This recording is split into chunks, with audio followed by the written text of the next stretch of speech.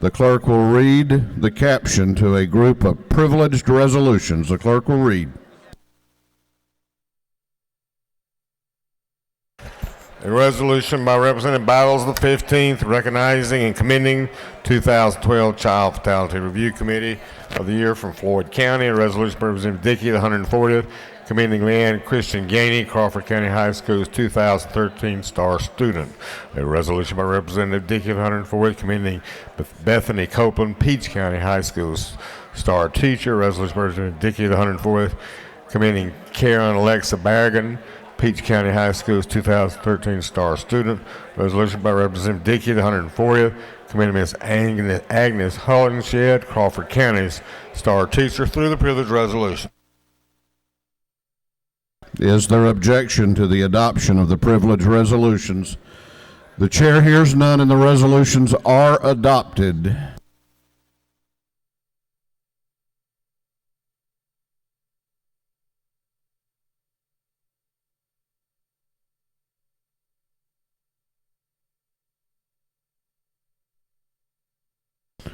Chair recognizes Representative Carson for a motion.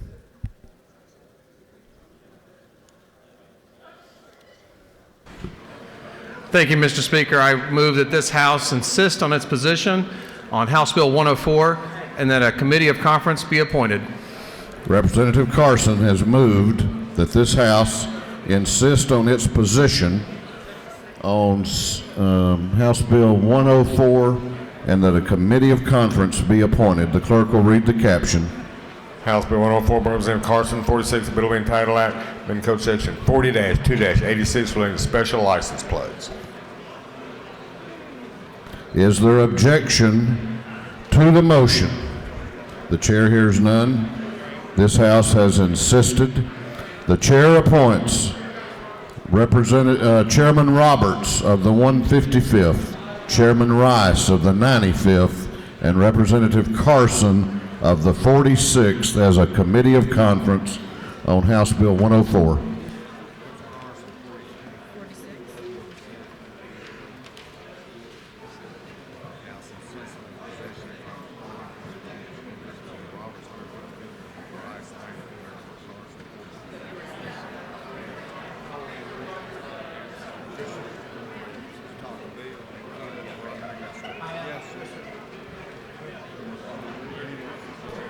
Chair recognizes Representative Coomer for a motion. Thank you, Mr. Speaker. I move the House insist on its position in disagreeing to Senate Bill 137 and that a committee of conference be appointed. Representative Coomer has moved that this House insist on its position on Senate Bill 137,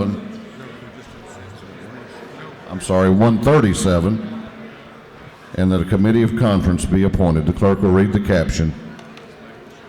Senate Bill 137 by Senator Jefferson 17th, the bill being entitled Act relating to tax credits for business enterprises in less developed areas. Is there objection to the motion? The chair hears none. This House has insisted. The chair appoints as a committee of conference Representative Peake of the 141st, Chairman Chanel of the 120th, and Representative Coomer of the 14th as a committee of conference on Senate Bill 137.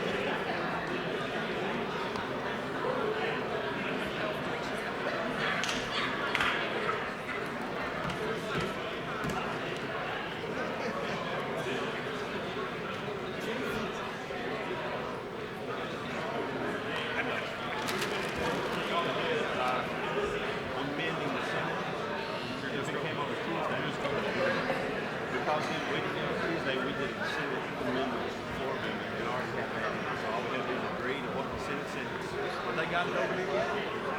Yes, you were correct. As soon as it gets out there, they bring it through. Thank you.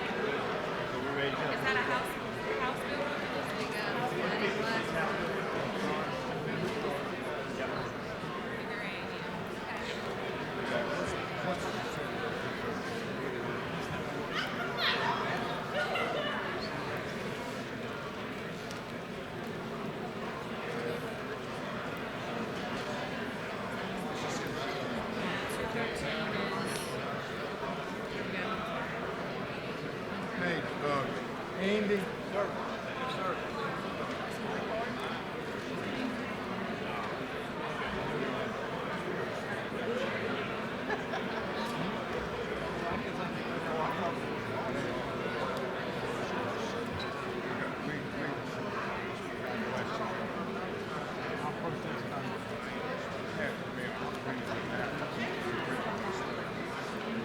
Whatever you want, buddy.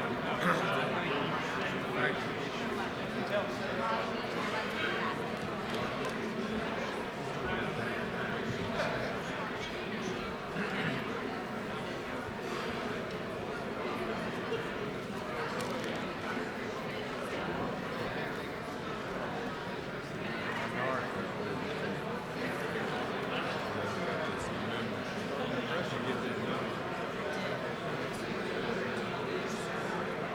Yes, it was approved by the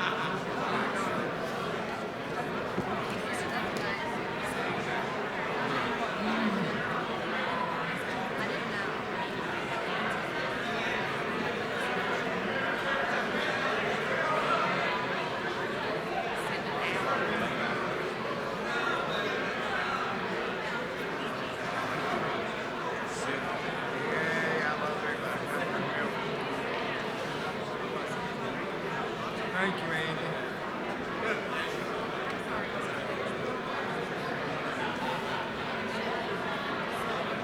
I have no idea.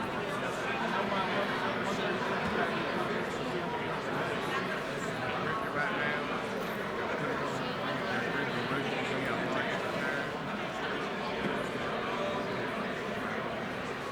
you see it hit the desk, I see nothing.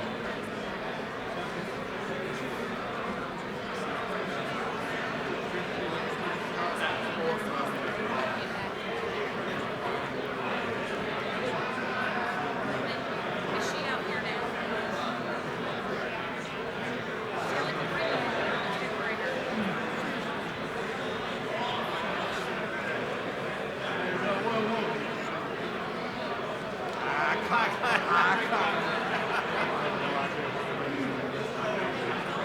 Okay. I haven't, for some reason, let's see, it's on our agrees disagrees, HR 73. Yeah. Civil rights. Okay.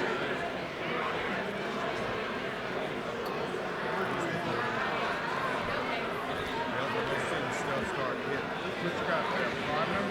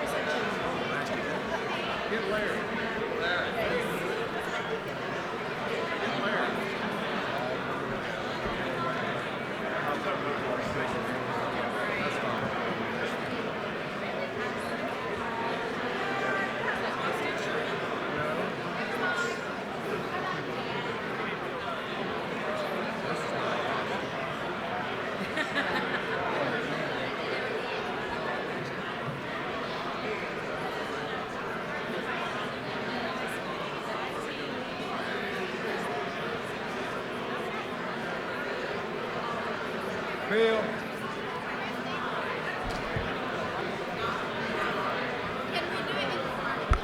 Yeah, yeah.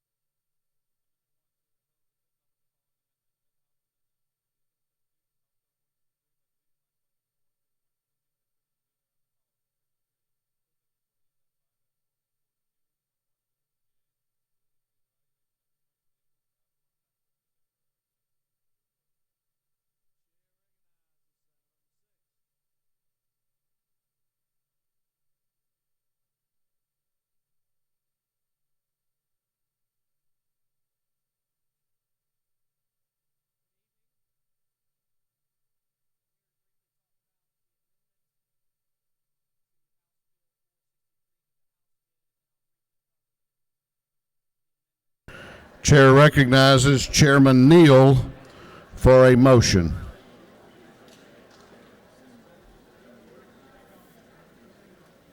Thank you, Mr. Speaker. I move that the House agree to the Senate substitute of House Bill 156. Chairman Neal has moved that this House agree to the Senate substitute to House Bill 156. Clerk will read the caption. House Bill 156 by Representative Mills, second. A bill being titled Act, amend the official code of Georgia annotated relating to computer, electronic pornography, and child exploitation prevention. The House passed version of House Bill 156 passed this body. The Senate substitute to House Bill 156 was the subject of Representative Neal's motion is printed on your desk, upper right-hand corner, HB 156/SCSFA/2. Chair recognizes Chairman Neal to explain his motion. Thank you, Mr. Speaker, and ladies and gentlemen of the House. House Bill 156 is a bill that was brought by the GBI to close a loophole. They found a couple of individuals last year that were advertising online for individuals, minor children, for sexual services, and there was a loophole that did not allow them to prosecute those. That underlying bill is still present in House Bill 156. What the Senate added was language that we had worked on through the Judiciary Non-Civil Committee, Vice Chairman Ramsey's subcommittee. We worked with the prosecutors, the DAs, and the child advocates for quite some time trying to get language together and didn't get that completely ready by crossover. We put our language in the Senate, took it to them. This is actually House language that deals with sexting. It basically puts a Romeo and Juliet clause in for sexting. The reason that's important is because with current law, even though two 16-year-olds, for example, can legally have sex, if one of them sends a picture, say she sends a topless picture to her boyfriend, she is producing child pornography, he's possessing child pornography, and they're both guilty of felonies, would be on the sexual offender the rest of their life if convicted. And this simply is saying that will be a misdemeanor for that Romeo and Juliet clause. And Mr. Speaker, that's what this bill does, and I yield the well and ask for your favorable consideration.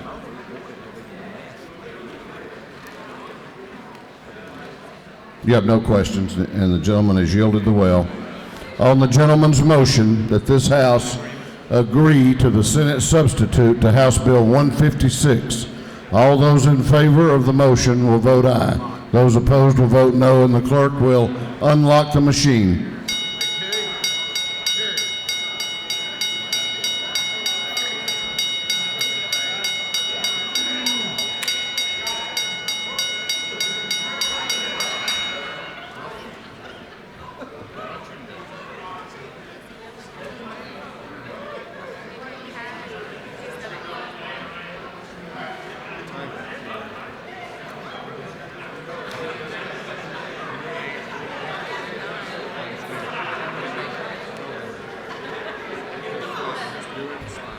Have all members voted? Have all members voted? If so, the clerk will lock the machines. On the gentleman's motion that this House agree to the Senate substitute to House Bill 156, the ayes are 168. The nays are 1. This House has agreed.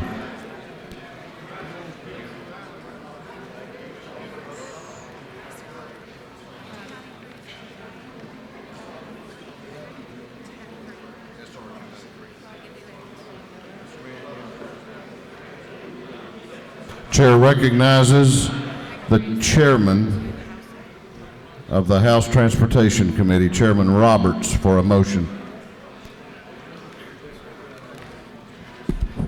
Thank you, Mr. Speaker. I move that this House agree to the Senate amendment to the House substitute to SR 293.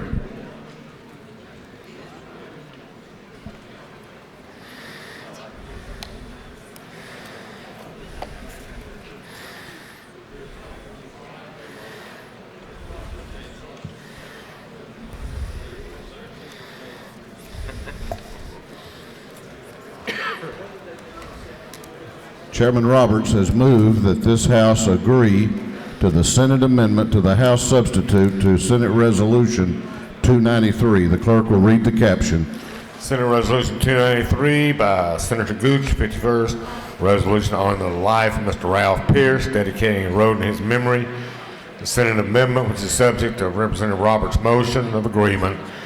Senate offers the following amendment. Senator Gooch, 51st, offers the following amendment. Amend Senate Resolution 293, House Committee substitute. Amendment, Senate amendment by Senator Gooch is printed on your desk. Upper right-hand corner, AM 390047. Agreement to this amendment constitutes final passage of this resolution. Chair recognizes Chairman Roberts to explain his motion. Thank you, Mr. Speaker. Ladies and gentlemen of the House, this is the hopefully the final road bridge naming bill of this year. This is the bill that the Senate amended to put ours back on there and those that come in after the 30th day. There was one technical change in the bill, and it had to do with Chairman Mullis on the other side, a date that was wrong, and that was fixed as well. Mr. Speaker, if there are any questions, I'll be glad to answer them. If not, I yield the well and ask for your favorable consideration. You have no questions.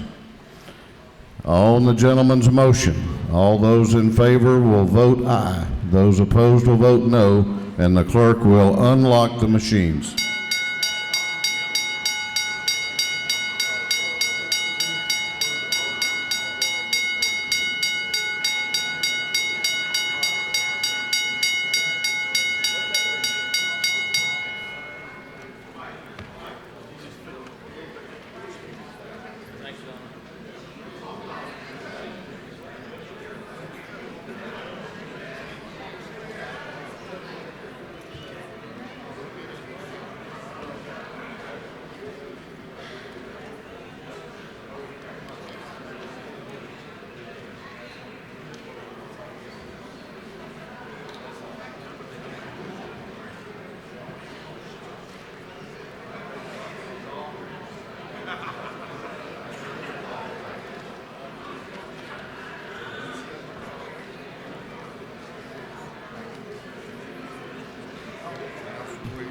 Have all members voted? Have all members voted? If so, the clerk will lock the machines on the gentleman's motion that this House agree to the Senate amendment to the House substitute to Senate Resolution 293. The ayes are 169, the nays are 0. This House has agreed.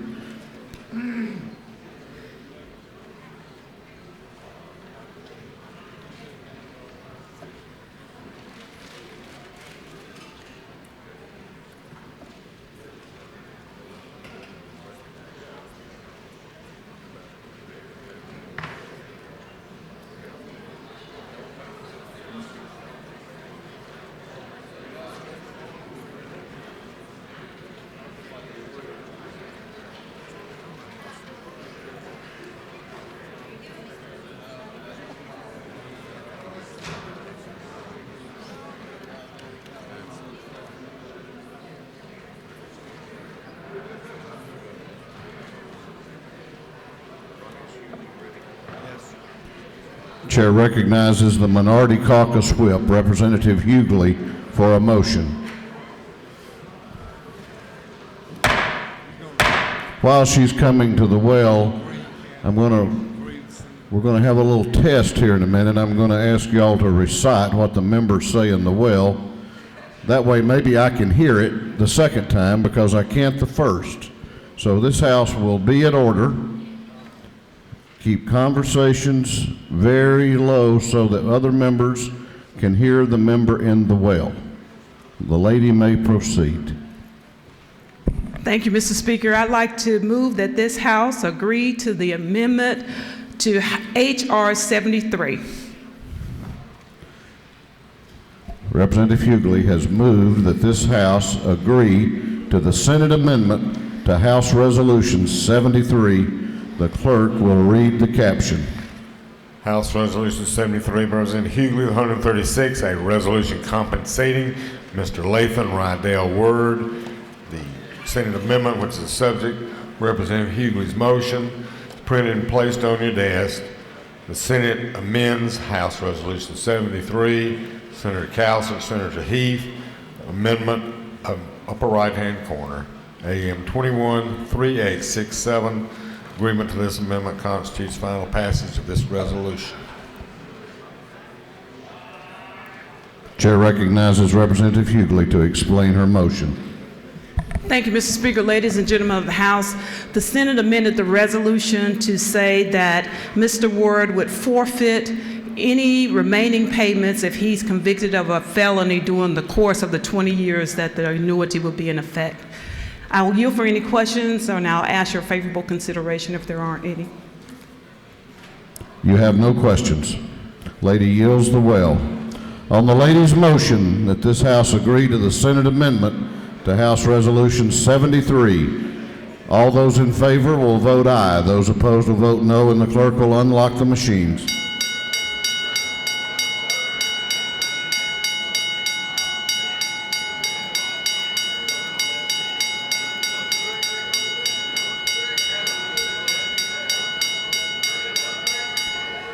Have all members voted? Have all members voted?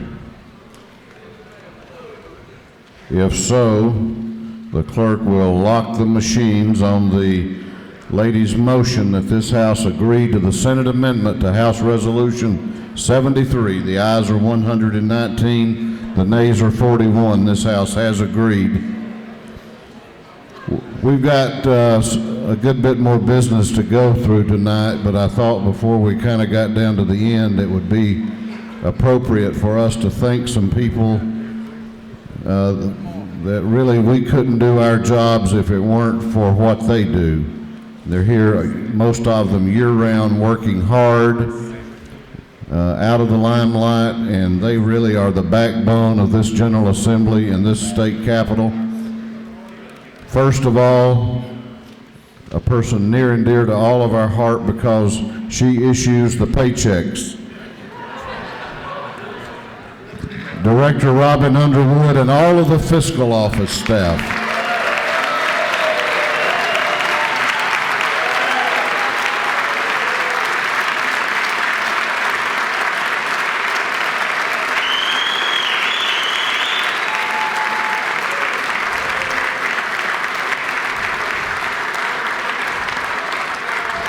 Another very, very important department is we're blessed to have a great IT department staff. Let's thank Director Gordy Rivers and all the IT department.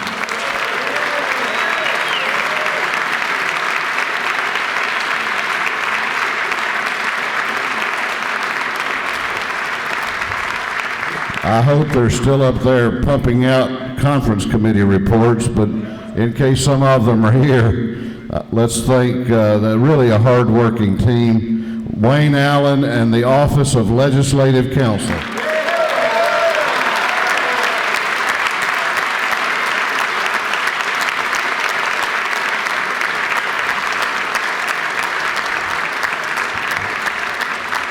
And our own postmaster, the director of the House Post Office and his staff, Phil Tucker.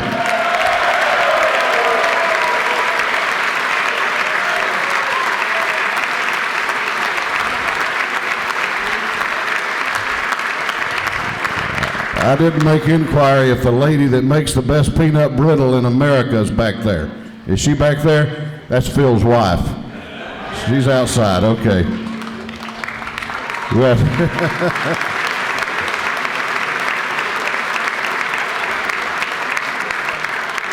I just found out something. 54 years today. How about that?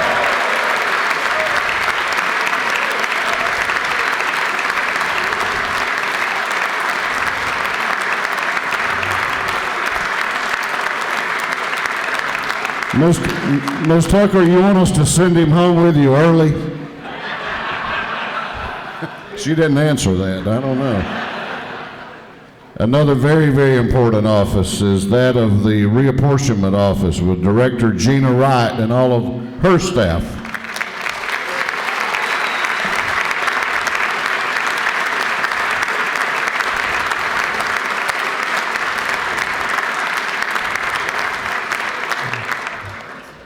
We have then our Sergeant at Arms who keeps order in this house as best he can, much better than I can, Larry Mulkey. Larry, thank you.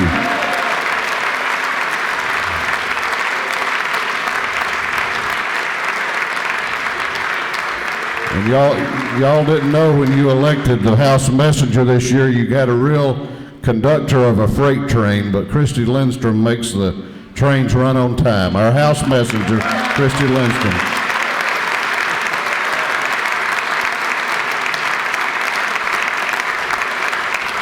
Her assistant, Anna Miller, is not here because of a family emergency, but thank her when you see her. Then we have the House floor team. Travis Hutchins, who keeps things running in here and the lights turned on. Then all of our page staff. This year, Ethan Hyde and all of the ladies on the page desk. I don't know if they're in here.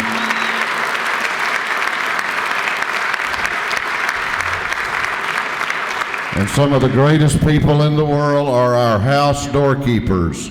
Please give them a great big round of applause.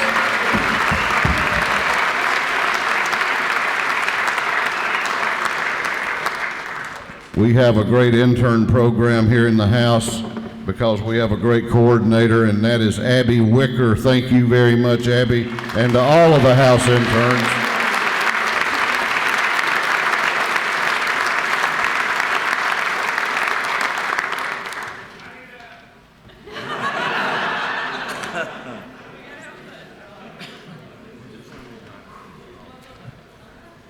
Not only here in the Capitol, but in CLOB, we have great administrative assistants and all of the staff, including the temporary session staff. So please thank them for all that they do.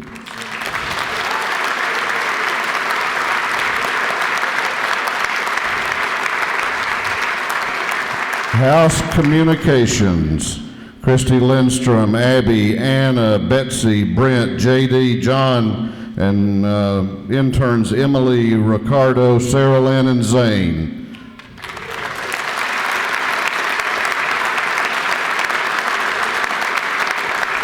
What a great photography team we've had this session with Amanda Coker, Sarah Harper, and Anna Watkins.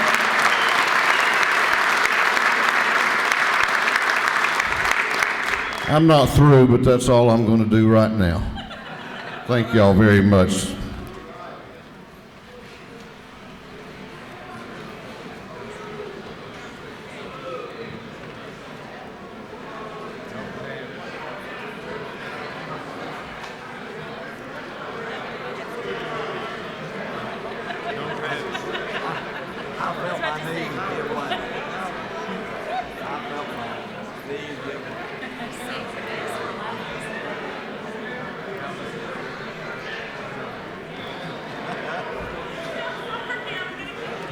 Appreciate it.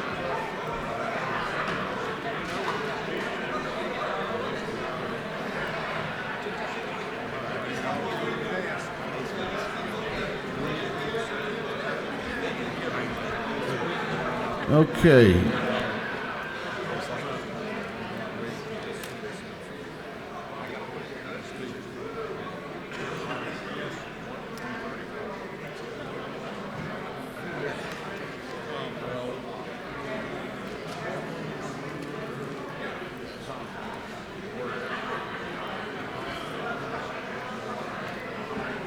Chair recognizes Chairman Weldon for a motion.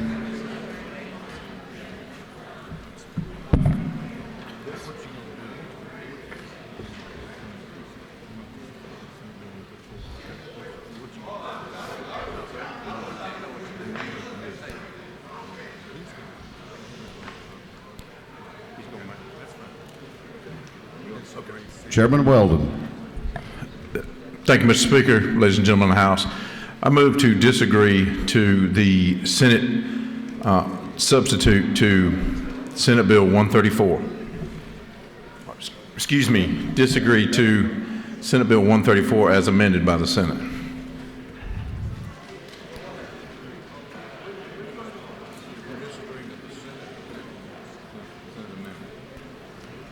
Chairman Weldon has moved that this House disagree with the Senate amendment to Senate Bill 134. Clerk will read the caption. Senate Bill 134 by Senator Carter the first, bill will be entitled Act relating to definitions to controlled substances. The Senate amendment, House Senate Bill 134 is printed on your desk. The Senate Office following amendment, upper right-hand corner, AM 331366, Senate amendment. What purpose does Representative Watson rise? Parliamentary inquiry. State your inquiry. Is the amendment AM 331366 germane to the underlying bill SB 134 as passed out of this House? The chair has looked at that before calling the bill, and it's the chair's opinion that that amendment is not germane to the underlying bill and will so rule. Thank you, Mr. Speaker. Chair recognizes the House has disagreed automatically, so that's the posture that's in now.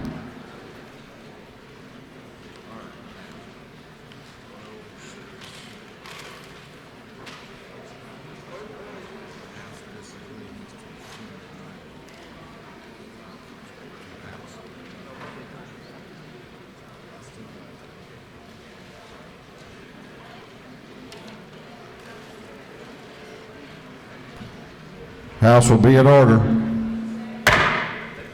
Chair recognizes the chairman of the House Appropriations Committee, Chairman England, for a motion.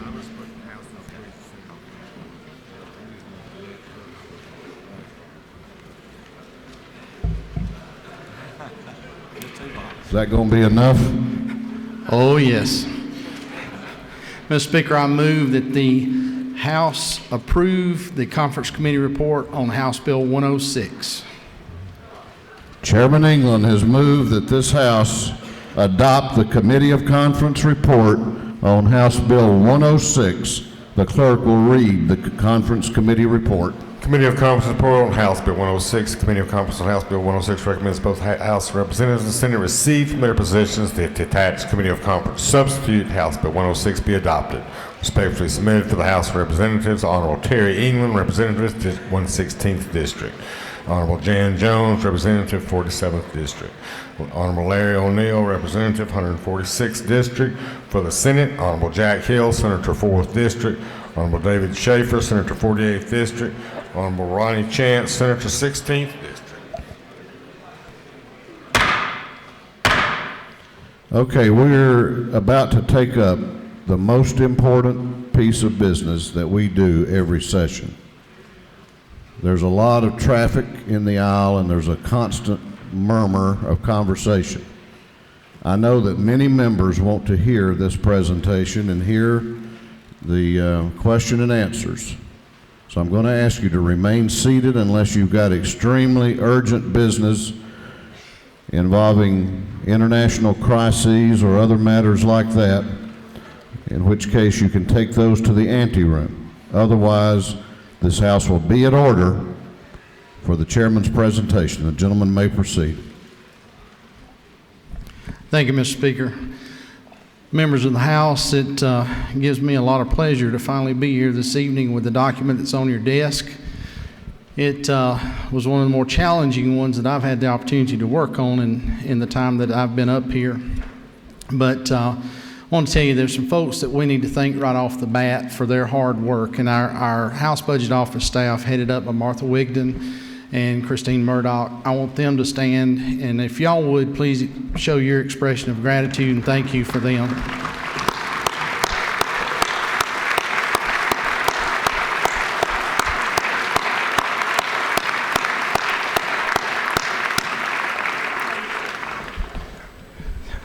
They have had no life for the last month and a half, so Christine actually ran out of baby formula last night, had to stop at a grocery store at 2 o'clock in the morning to get some, and Martha and I stayed on into the evening, morning, to work with the Senate to come up with an agreement, and finally this morning about 3 o'clock we were able to head home and take a shower. But You know, our subcommittee chairs and their committees, I want to thank them for the hard work that they've put into not only this budget, but the amended budget this year. I want to thank my counterpart, Senator Jack Hill, in the Senate, and his staff and subcommittee chairs there for the work that they've put into it, and the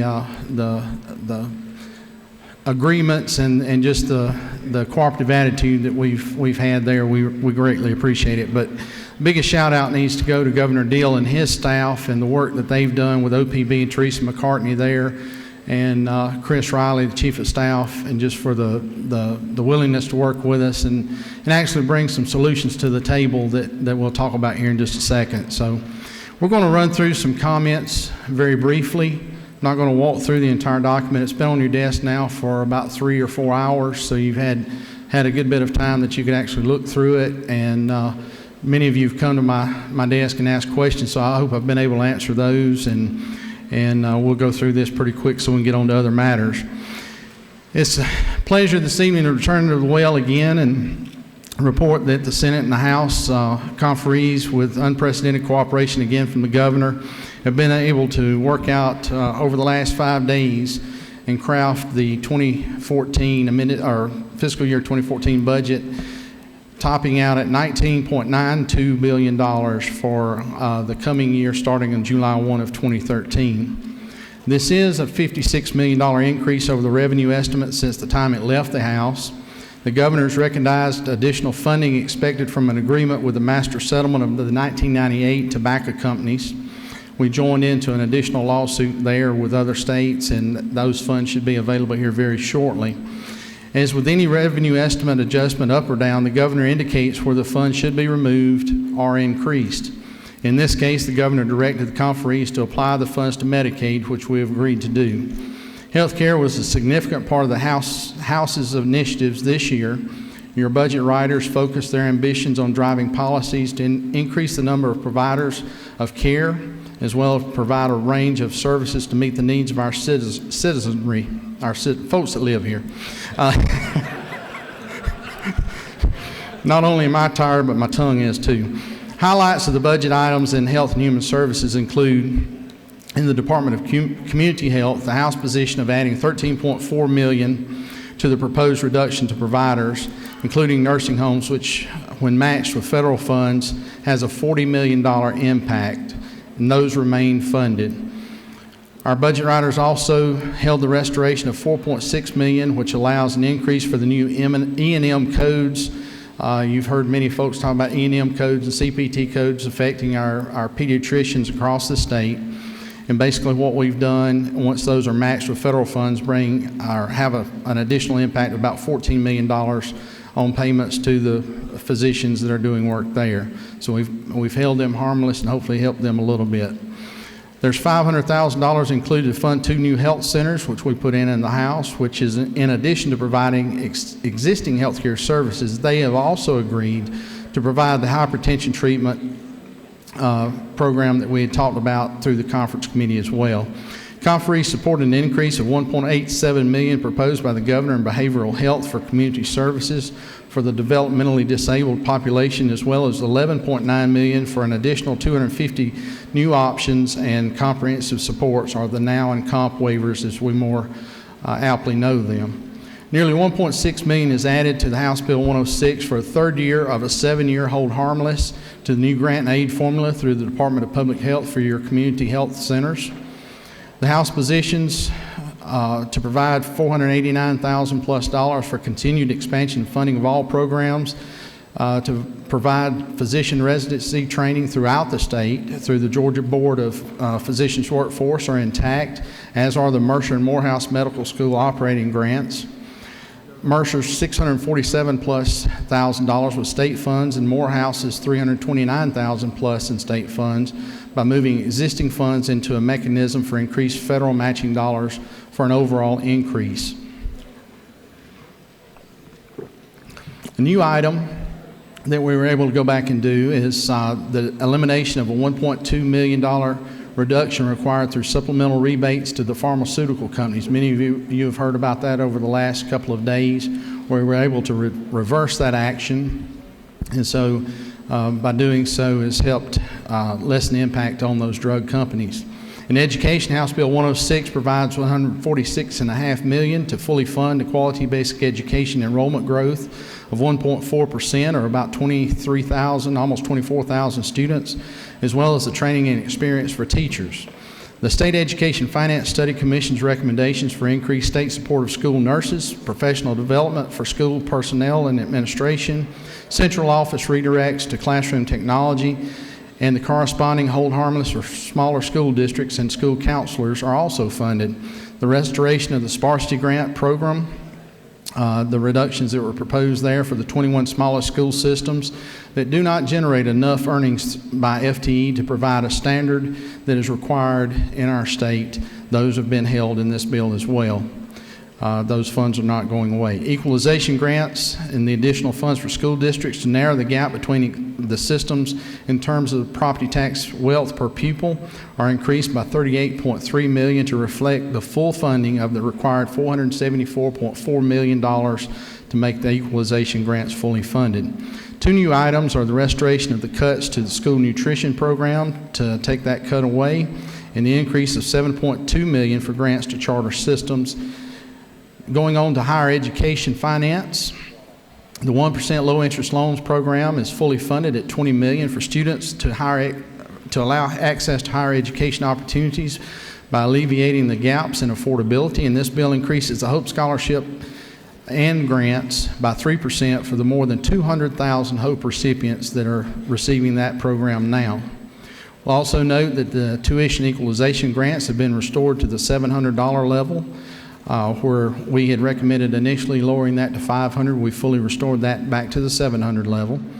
We have supported the governor's $6.5 million proposal to pay a greater portion of the HOPE grant for certification in the emerging professions for strategic industries in our state in early childhood care, truck driving, and nursing at our technical schools. While in technical schools, we also appropriate $8 million needed additional funding in the teaching program to allow the technical colleges to maintain teaching faculty based on the anticipated enrollment increase of about 9,000 students due to the new GPA requirements. For the university system, House Bill 106 provides about $62.8 million in enrollment growth, and it maintains full funding for the special funding initiative for the Georgia Gwinnett College to support its maturation into the teaching funding formula.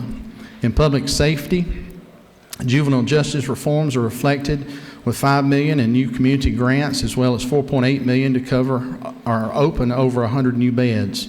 Accountability courts funding in the continuation at over $11 million, and the House restored $749,000 for senior judges to help continue to staff this innovative and very cost-effective initiative at lower personnel costs. In addition to the new judgeship and its supporting positions for the Chattahoochee Circuit that the House added, the Senate added the new judgeship for the Oconee Circuit, both of which are fully funded beginning on January 1 of 2014. The $4.3 million add in GBI and natural resources is included, and that recognizes the second year of the 3-year House initiative to retain our experienced and certified law enforcement personnel in state service by providing competitive salaries, and that has been agreed to as well. In economic development, the Georgia Agricultural Tax Exemptions, or the GATE program, we've seen over 25,000 individuals qualify for those certificates through the Department of Ag, and we funded that initiative at $550,000 there because the funds that are created through the application process go back in to fully service that program. Road project funding is increased by $16.4 million in the original House Bill 106, and it's further enhanced with another $25.7 in motor fuel funding added by the House version, of which $15 million is added specifically to the LMIG program that goes out to your local counties and cities for a total of nearly $122.5 million, or a 13.9% increase for LMIG in the year 2014. Finally, we increased the One Georgia Fund, our economic development dollars for investment and partnerships in emerging industries that bring jobs to our communities by $5 million in conference for a total of $20 million in this fiscal year. And of course, one of the largest efforts of the conferees was putting together a responsible bond package. The bond package included in the fiscal year 14 budget totals $850 million. Of the total bond package, $646 million, or about 76% of that, is appropriated for K-12 education, higher education, and public libraries. This includes $239 million in funding for K-12 construction, vocational equipment, and new school buses statewide. This figure also includes $7 million for technology infrastructure upgrades at local school systems, which is an initiative that also came out of our Education Finance Study Commission over the last 2 years. This funding is the first step in ensuring that our schools are set up to deliver the 21st century education that all of our kids are going to need. The bond package also includes a sizable investment of about $399 million for both the University System of Georgia and the Technical College System of Georgia to maintain and repair existing facilities, as well as to build and equip new classrooms and lab space to meet the needs of a growing student population. This includes a number of major construction projects for the university system and the technical college system, including a new science building at Clayton State University, a humanities law building at the Georgia State University, and a new cancer research building at Georgia Regents University in Augusta. The General Assembly was also able to include a number of small capital projects, mainly dealing with renovations. These projects include a major initiative by Armstrong Atlantic University, and I want to thank Representative Al Williams, Dr. Watson, and several others from that community down there, Chairman Stevens, that have pointed out to us the importance of what this is going to do in the community of Hinesville for our veterans that are returning back from active duty. And Columbus State University, a remodeling project there, and some remodeling projects at Georgia Gwinnett College to create additional classroom space. The renovation projects funded in the budget, combined with $61 million budgeted for major repairs and renovations at both Regents institutions and technical colleges, will help both systems be good stewards of the 56 institutions and the more than 63 million square foot of statewide buildings and properties that they must maintain. That's an important figure to note. That I didn't realize it was that large, but 63 million square feet of instructional space that the university system and the technical college system has at their disposal to use to help Georgians learn and grow. This budget also includes $4.5 million for 3 new library projects and almost $4 million in 5-year bonds for renovations and new equipment statewide for our public libraries. This is the second year that the House has championed the MR&R funding for libraries to address the much-needed repairs, including structural issues, roofing and HVAC projects, and life and safety code compliance projects at library facilities across the state. The budget also includes funds to replace over 3,000 outdated computers throughout the state in libraries.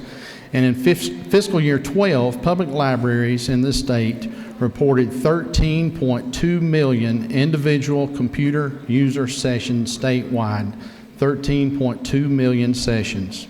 Our libraries are becoming a hotspot for new and higher learning just through the access and capability of folks to use the computers there to access the internet worldwide.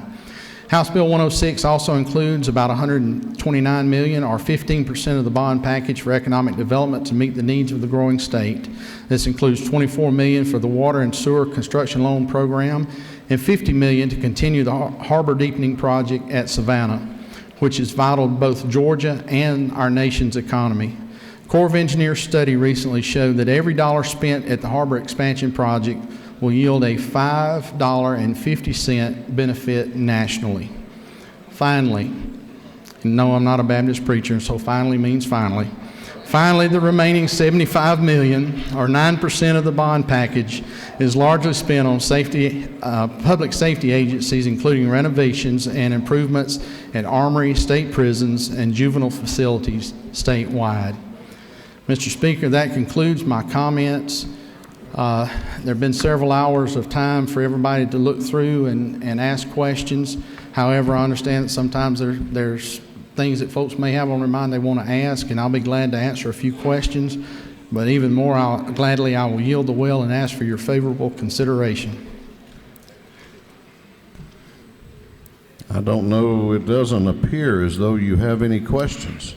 Mr. Speaker, I yield the well and ask for your yes vote on the conference committee report for House Bill 106. Thank you. On the adoption of the Conference Committee report on House Bill 106, all those in favor of adopting the Conference Committee report will vote aye. Those opposed will vote no, and the clerk will unlock the machines.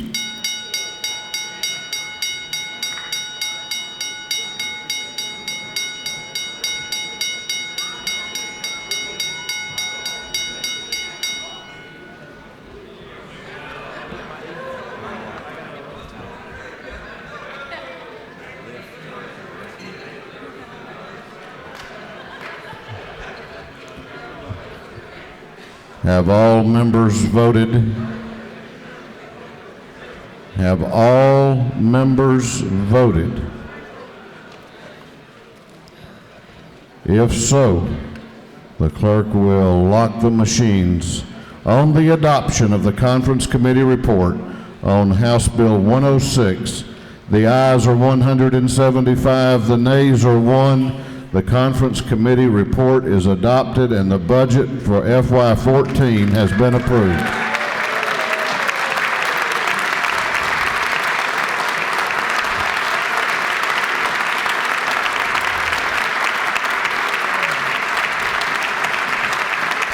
I know we did this earlier, but we have let's do it one more time. We've got a great budget office under Martha Wigton and all the staff there. If we all stand up and let us honor you again.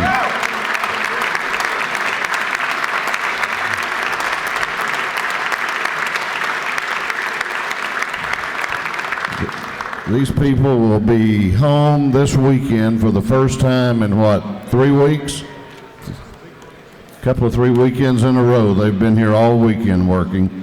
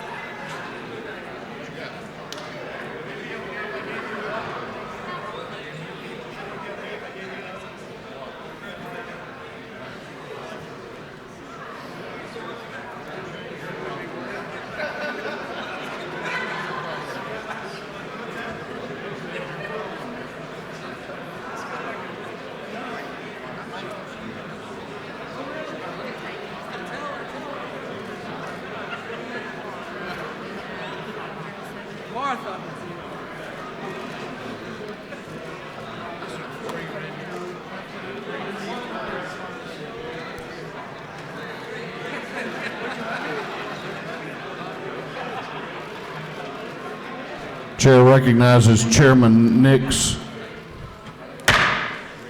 Okay. All right. We've still got some work to do. And I understand, Mr. Clerk, I can't see the clock back there. What time does it say?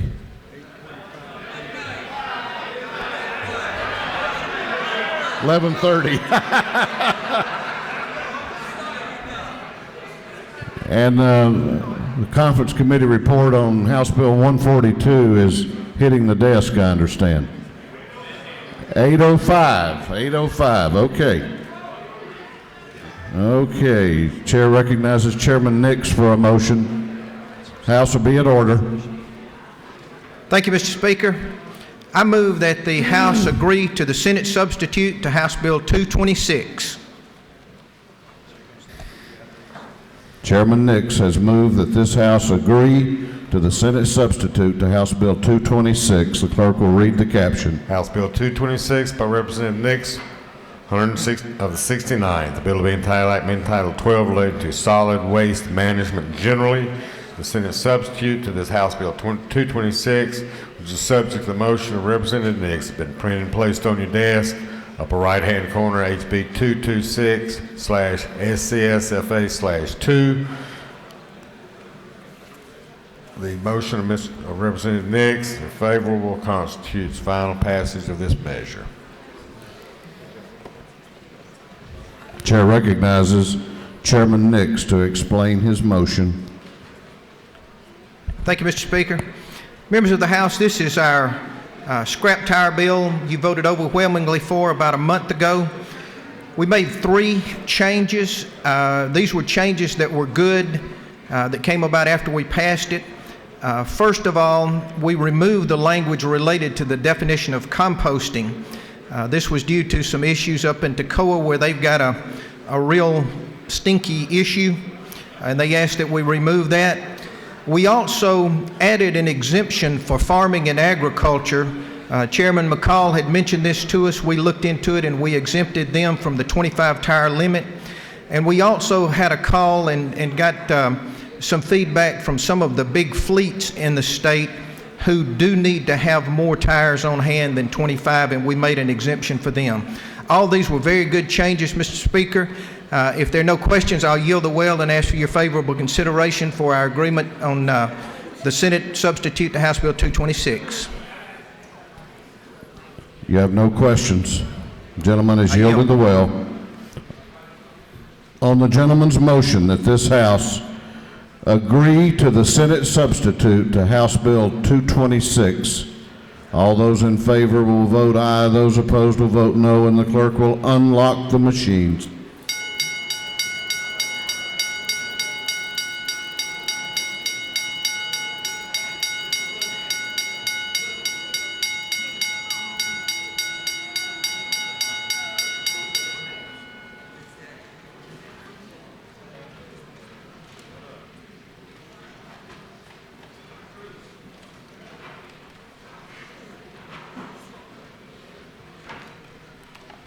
Have all members voted? Have all members voted? If so, the clerk will lock the machine. On the gentleman's motion, the ayes are 149, the nays are 21. This House has agreed to the Senate substitute, House Bill 226.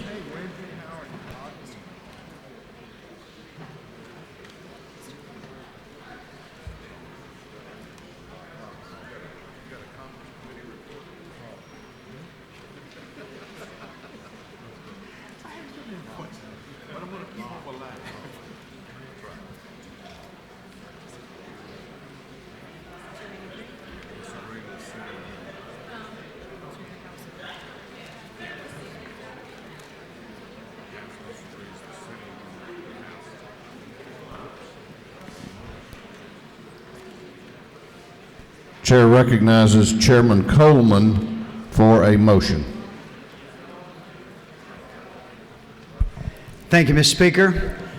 I'd like to make a motion that the House disagree to the Senate amendment to the House amendment to House Bill 283. Chairman Coleman has moved that this House disagree to the Senate amendment to the House amendment to House Bill 203. The clerk, 283. Clerk will read the caption. House Bill 283 by Representative Coleman on the 97th. The bill will be entitled 20 relating to education. Chair recognizes Chairman Coleman to explain his motion. Thank you, Mr. Speaker. Members of the House, what the Senate has done to our bill is the Student Scholarship Fund. On line 15 of the bill, you have the amendment on your desk. What they did, they just changed some language. They changed the scholarship fund that we set up and calling it the Innovative Fund Foundation to promote public-private partnerships on line 15. And also they changed the cap. We had the cap at 65 million. They replaced that with a fund of 58 million. That's it, Mr. Speaker. You have a question if you care to yield. I will take one question. Yes, sir, two. Chair recognizes Representative Wilkerson to your left for a question.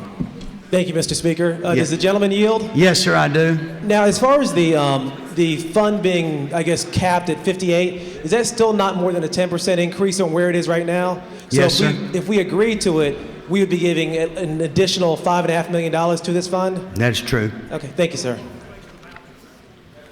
Thank you, Mr. Speaker. No further questions. I ask that you disagree.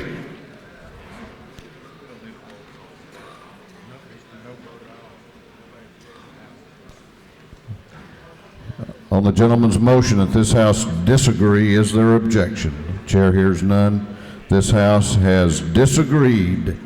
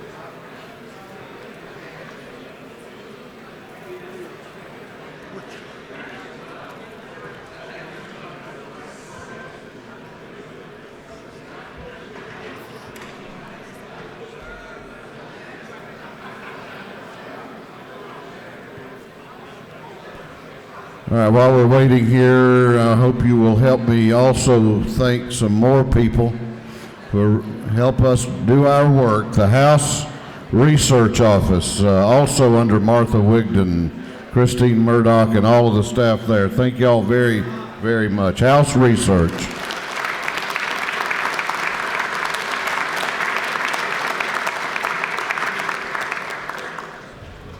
We always save him for too late in the evening, and we can't properly thank someone who takes really, really good care of us. Swing open the door of the ante room over there so we can thank Jim Tudor.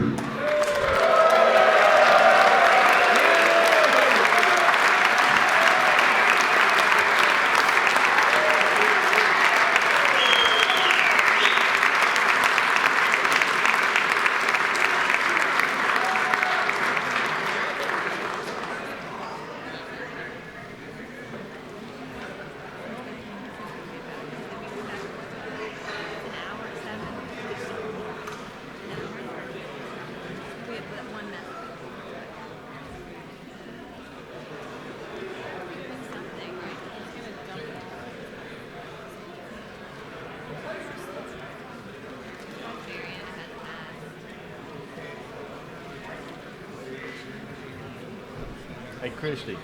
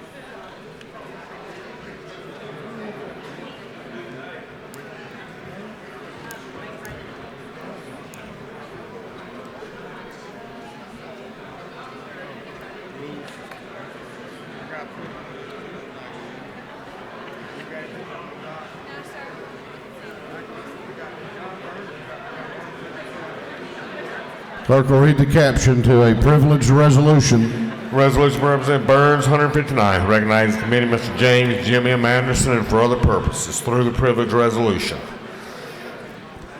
Is there objection to the adoption of the privilege resolution? The chair hears none. The resolution is adopted.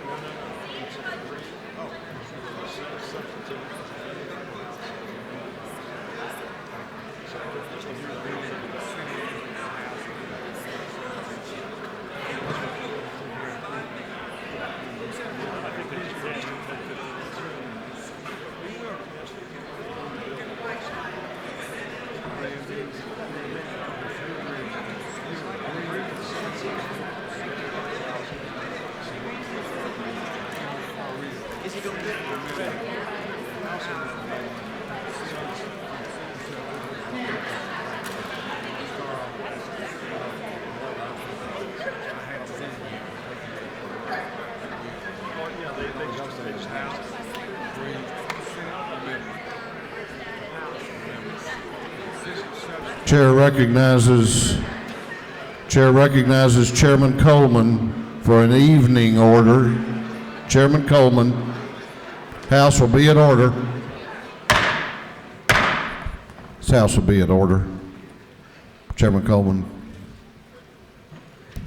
Thank you, Mr. Speaker. I would like to ask everyone, Calvin, if you'd come down, Representative Smyrie, if all the representatives that have worked with this fine lady we're about to recognize here, Janet Jenkins. It's not Janice Hollis now, I'm sorry, Janet, but if you'll come up because we want to recognize this fine lady. Ladies and gentlemen, we recognized a lot of people tonight, but I'm going to tell you, our administrative assistants that we have in our offices, they're so special to us, and we've got one of the most special of 40 years. She's worked in this house 40 years. She's seen 40 sessions, and we want to recognize tonight. So I ask Janet if you'll step up here, and Chuck, if you'll come up and you'll start off, and we have a special recognition for her. Ladies and gentlemen, I wanted to just take a moment. Ms. Hollis, Janet, has been with us 40 years, and for those of you that are a little bit younger than I, let me remind you of a couple of things.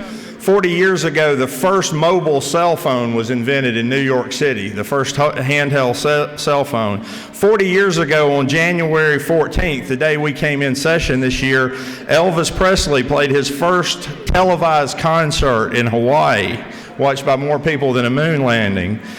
And ladies and gentlemen, 40 years ago tomorrow, the last United States service member left Vietnam. 40 years ago, Janet Hollis was with us working for Georgians and working with legislators here in the Capitol. And I would like at this time to turn it back over to Chairman Coleman for the resolution. Janet, we're also proud of you, and we're going to miss you so much, but we want you to know that you came to work with us in 1973 part-time, but you worked hard with us there, then you decided you wanted to do it full-time in 1987, and then, let me tell you about this lady. She's working with us, but she also wanted to do some more, so she went to Georgia State, got her degree with her children and everything, raising a family, taking care of herself. She became a law enforcement officer. I don't know. This is a real pistol-packing mama. Yes, she is. She has her own permit to carry her firearm, and she does security at night, drives around and takes care of things, so don't want to cross this young lady. But she worked with us. She's worked with several of us as an administrative assistant. I'm going to tell you, she's been my right arm, and she's been Calvin's and all of ours, and we're going to miss her very much. And Janet, we have this resolution for you. I won't read it all because I want you to take it, and you can read it yourself, but we love you. We care about you. We're going to miss you, and we want you to know we appreciate you, and we wish you, your family, your wonderful grandchildren, nothing but success for the rest of your life, and you got a long, long time coming. Let's hear it and give a big recognition to Janet Hollis. You want to say anything?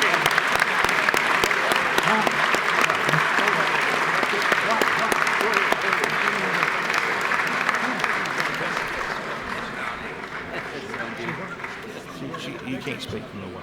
Okay. If you had on the microphone, we would have.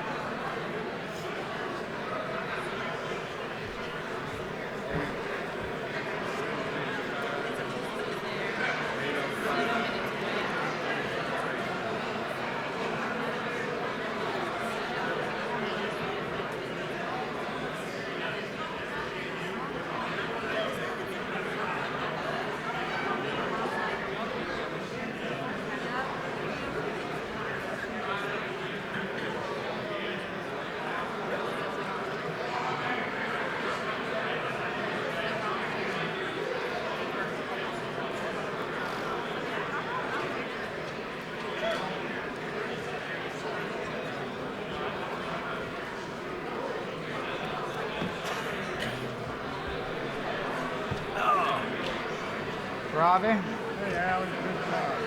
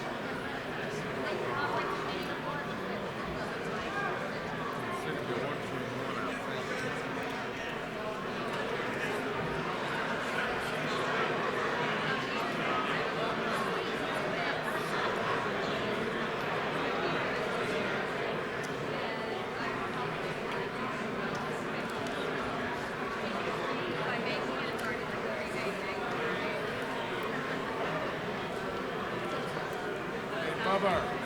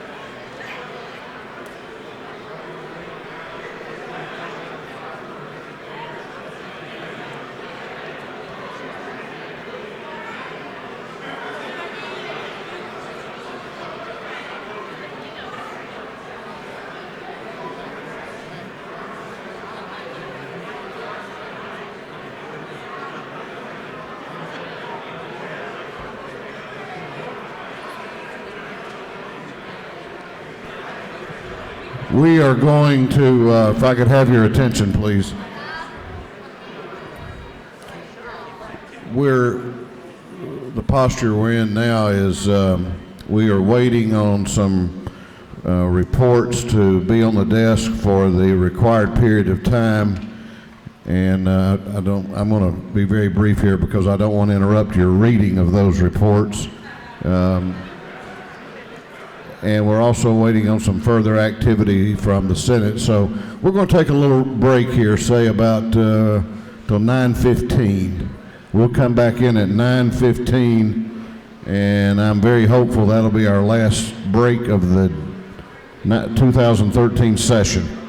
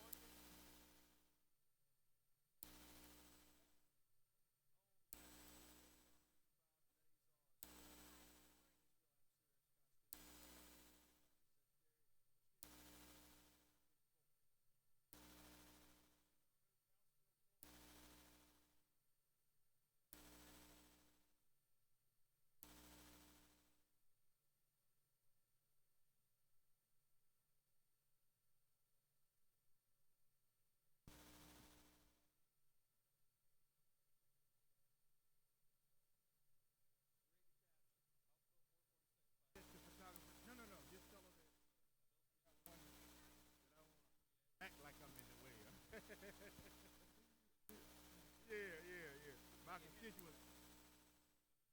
My constituents will not know that I am not talking to anybody. But what I do want you to know is that we are on break and doing a great job. For the people.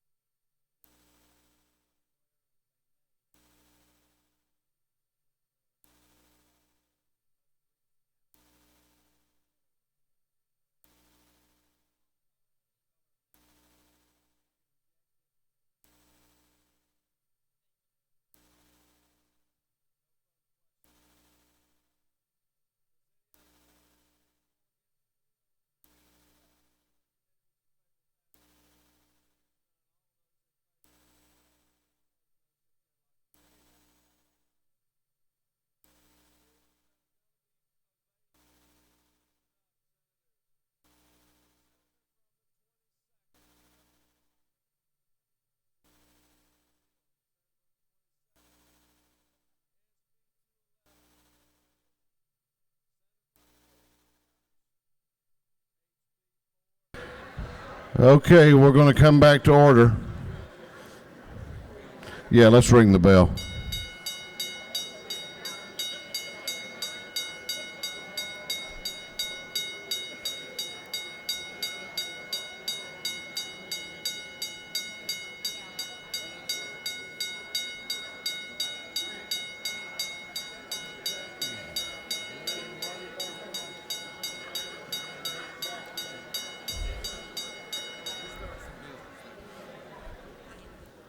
Yeah. The House will come back to order.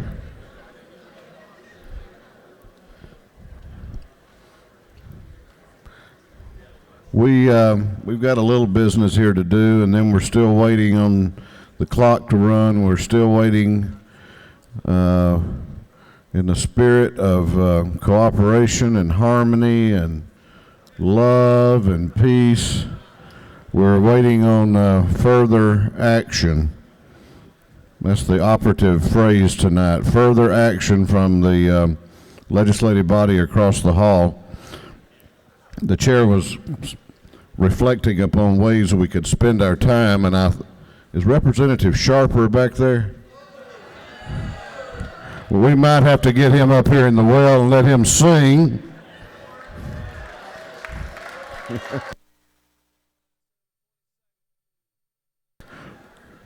We'll wait a few minutes on that, Representative Sharper.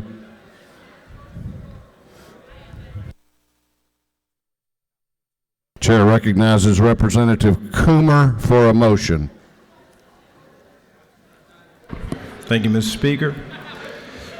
I move the House adopt the committee conference report on Senate Bill 137. Representative Coomer has moved the adoption of the conference committee report on Senate Bill 137. The clerk will read the conference committee report. Committee of Conference report on Senate Bill 137. Committee of Conference on Senate Bill 137 recommends both Senate and House Representatives receive committee position. The task Committee of Conference substitute Senate Bill 137 be adopted. Respectively submitted for the House of Representatives. Representative Coomer, the 14th. Representative Snell, the 120th. Representative Peake, 141st. For the Senate, Senator Jefferson, 17th. Senator Jackson, 24th. Senator Bethel, 54th. Chair recognizes Representative Coomer to explain his motion. Thank you, Mr. Speaker. Senate Bill 137, which we passed a few days ago, adds the Commissioner for Economic Development to the process of approval for economic opportunity zones. And there are two changes the conference committee report presents. First is in section 1, we attempt to clarify provision related to refunds on overpayments of sales tax to dealers, making uniform the statutory provisions for refunds requested from dealers and those requested from the state. In other words, if you request your overpayment of sales tax be refunded to you from the entity you paid it to, the retailer, for example, or if you request it directly from the Department of Revenue, you get the same treatment. There's at least some ambiguity on that point, and we're trying to clarify that ambiguity to make plain to everyone that you get the same treatment regardless of which entity you go to get your refund. The second change is in section 3 regarding the approval date. We removed a provision making the bill effective in July, and instead the bill would become effective upon approval by the governor or upon its becoming law without his approval. Those are the changes, and I ask for your favorable consideration, and I will take some questions. Do you yield for questions? I do. Chair recognizes Chairman Martin to your right for a question. Well, gentlemen, yield. Yes. I appreciate, isn't it true, I appreciate the gentleman talking with me about it a few minutes ago, but I am surprised at the conference committee's report. I know we've talked about it somewhat, yes. Yeah. Questions I have, and if I may clarify, isn't it true that the date in the bill when this House passed it was 165-1 just a few days ago, isn't it true that the date did not change the effective date of the bill? but in fact said that applications made after that date would have been affected. Isn't that true? My memory is that essentially the implementation date would be July 1st. And I don't mean to, I'm not trying to parse words, but I think if effectively the intent was to make it become effective July 1st and have its efficacy after that date, whereas the current version would have the efficacy become immediate upon approval by the governor or it becoming law without his approval. Would the gentleman further yield? Sure. And I'm trying to articulate the point because I think it is important. The effective date of the ordinance was always upon governor's signature, of the bill. Sure. The old city days are showing ordinance. The effective date of the bill was and is on the governor's signature. Isn't that true? It would be on the governor's signature or approval without the governor's signature. And as amended and as passed by this House, isn't it true that it said that applications filed after July 1st, 2013 would fall under the new program? Isn't that what the amendment we passed in Ways and Means and this House passed said? I don't have it in front of me, but I think that's correct. And so what that would mean is if you have an application, you'd essentially be creating a rush for people to get in and file applications before the bill became effective or the law became effective. And what we're trying to do is make sure we have adequate oversight of the process so that, frankly, so the state is not dealing against itself and dealing in trying to encourage economic investment in the state. Well, gentlemen, further yield. And Yes. I'm not trying to argue the point with you, but I think it's important that we articulate the difference. The intent of the amendment and the date on which it would be effective to applications was so that, for instance, if the bill passes today and the governor can sign it today or within the next 40 days and it would become effective. Isn't that true? Yes.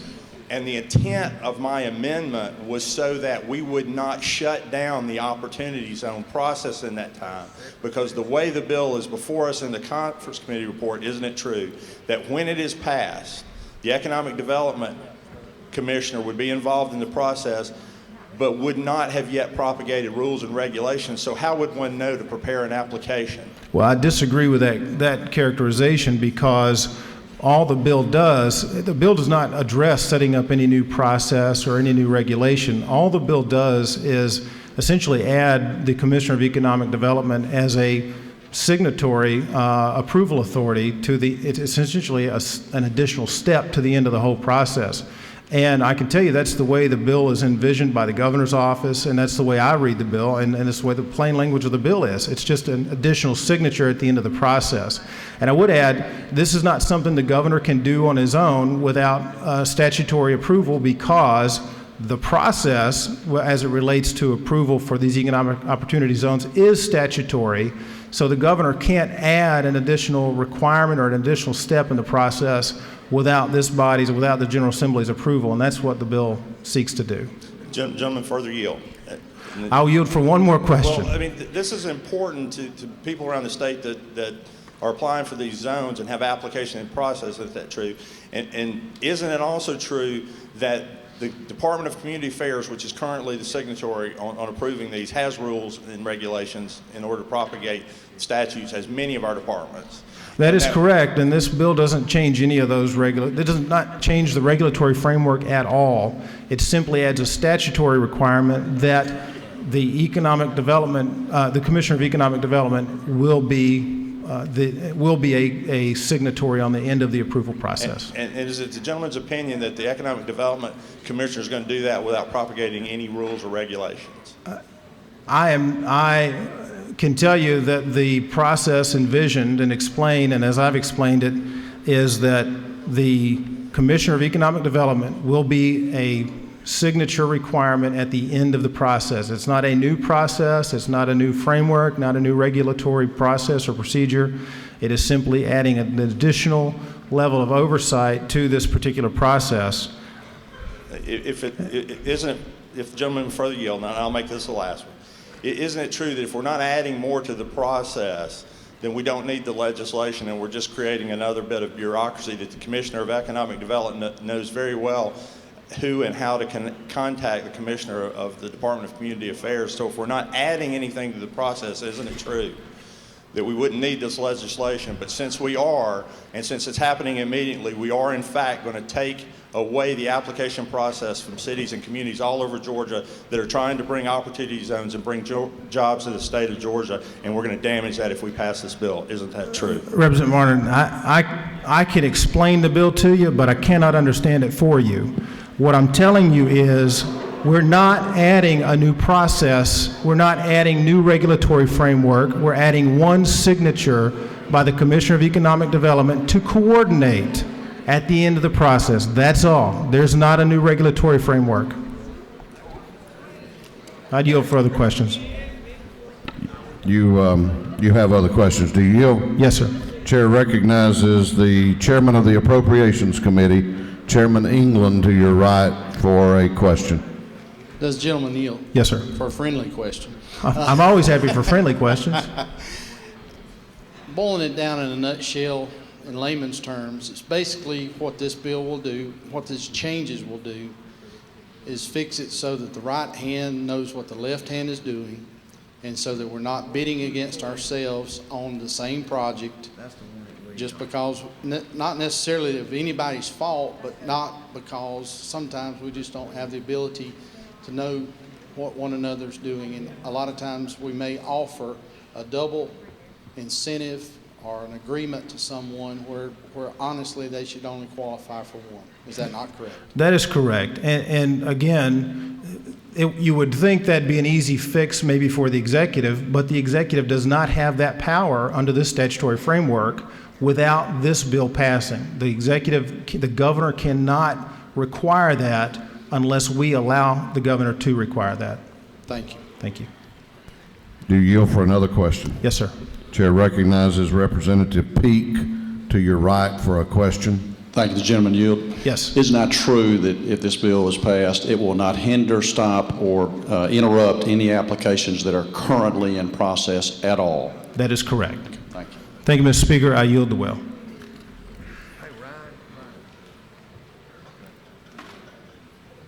Gentleman has yielded the well.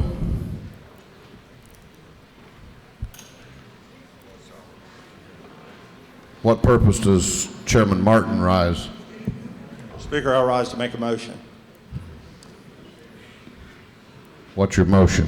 I would move that Senate Bill, the Conference Committee report Senate Bill 137 be laid on the table. Gentleman has moved that the Committee of Conference report on Senate Bill 137 be put on the table. Is there objection? There is objection. Does the gentleman move? Gentleman moves. What purpose does the governor's floor leader, Representative Coomer, rise? Point of order, Mr. Speaker.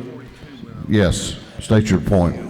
Is this a parliamentary inquiry? It's a point of order, and my understanding of the rules of the House is a motion cannot be made while another motion is pending, and we're on my motion to adopt a committee report. Therefore, a motion to table would not be an appropriate motion at this time.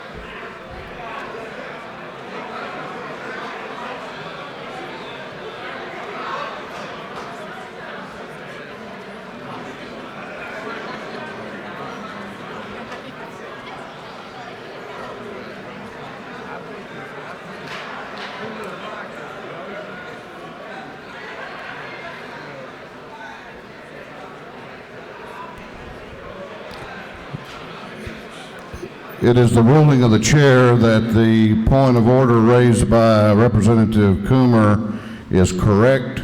The motion before this body will be the adoption of the Committee of Conference report, and that is the issue before the House at this time, and you're not recognized for the motion to table. What purpose does Chairman Sims rise? He waives. What purpose does the Majority Caucus Whip rise?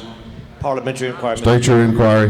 Is it not true that while Chairman Martin's original amendment was a good one and would have made this bill perhaps better, this is still a very good bill, and it will help move forward economic development in Georgia, and therefore we should not allow pursuit of the perfect to defeat the good. If the gentleman so states, I'm sure he believes that to be true. What purpose does Chairman Houston rise? Parliamentary inquiry. State your inquiry.